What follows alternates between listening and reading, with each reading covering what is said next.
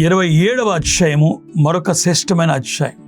దేవుని మందిరములో అనగా ప్రత్యక్ష గుడారములో ఉండవలసిన ఉపకరణముల గురించి, ఒక్కొక్క వస్తువును గురించి గడిచిన దినముల నుంచి మనం జ్ఞాపకం చేసుకుంటూ వస్తున్నాం.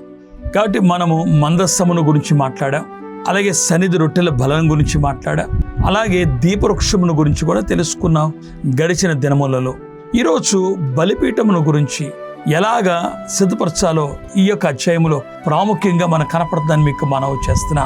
జాగ్రత్తగా బలిపీఠం గురించి తెలుసుకుందాం.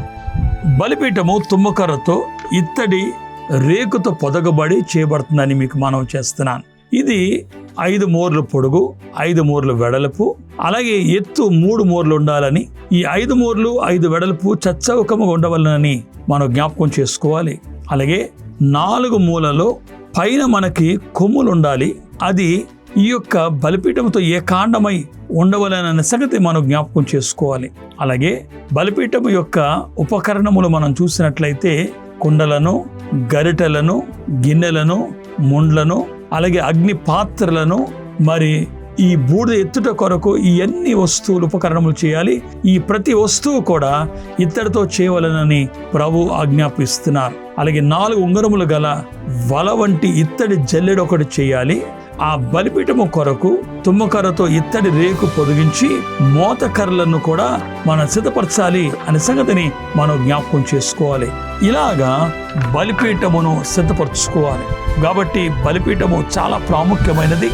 కాబట్టి ఆవరణములు అన్ని వస్తువుల కన్నా పెద్ద వస్తువు ఈ బలిపీఠము ఇత్తడితో చేయబడింది, అలాగే తుమ్మకర్రతో చేయబడింది. కాబట్టి తీర్పునకు సాదృశ్యం కనపడుతుంది. ఇత్తడి ప్రాముఖ్యంగా మనం చూడొచ్చని ప్రేమతో మీకు మనవి చేస్తున్నాను. అలాగే ఆవరణం గురించి కొన్ని మాటలు నేను జ్ఞాపకం చేస్తాను. ఆవరణము ఎలా సిద్ధపరచాలి, కాబట్టి ఆవరణం యొక్క వెడల్పు కొలతలు ఎంత ఉండాలి. ఈ అధ్యాయములో మనకి మందిరం యొక్క ఆవరణము ఎలా ఏర్పరచవలనో తెలియచేయబడుతుంది. ఆవరణము యొక్క కొలతలు పొడుగు 100 మూరలు, వెడల్పు 50 మూరలు, ఎత్తు 5 మూరలు ఉండాలి.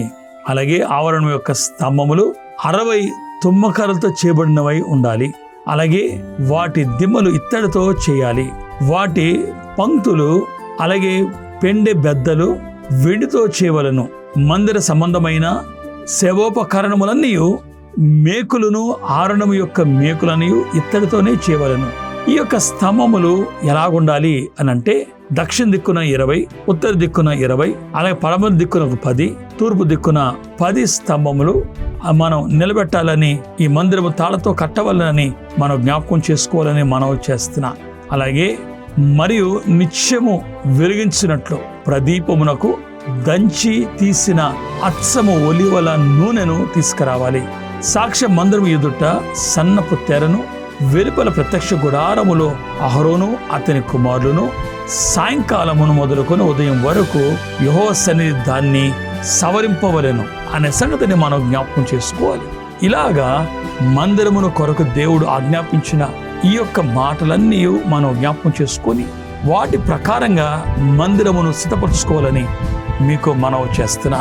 కాబట్టి మనము కూడా నేటి కాలములో దేవుడు అప్పగించిన పాత నిబంధన క్రింద లేవు, కానీ మన నూతన నిబంధనలో కూడా దేవుడు మన హృదయమును దేవుని ఆలయం ఉండుట కొరకు ఎలాగా పరిశుద్ధతోను, ఎలాగ మన విశ్వాస నిరీక్షణతో సిద్ధపరచుకొని ప్రభును ప్రార్థించి స్తుతించి ఆరాధించుచు ప్రభును కూడా కొనియాడే స్థితి కలిగిన అంతరంగము కలిగి ఉండాలని మీకు జ్ఞాపకం చేస్తున్నా. కాబట్టి మందిరము ఉపకరణములు పాత నిబంధనలో, నేటి కాలములో విశ్వాసము, నిరీక్షణ, అలాగే దేవునిల భక్తి శ్రద్ధలతో అంతరంగములో ప్రభును ఆరాధించే కృప దేవుడు మీకును అనుగ్రహించాలని ఆశిస్తూ ఈ మాటలు దేవుడు మిమ్మల్ని దీవించును గాక. ఆమేన్.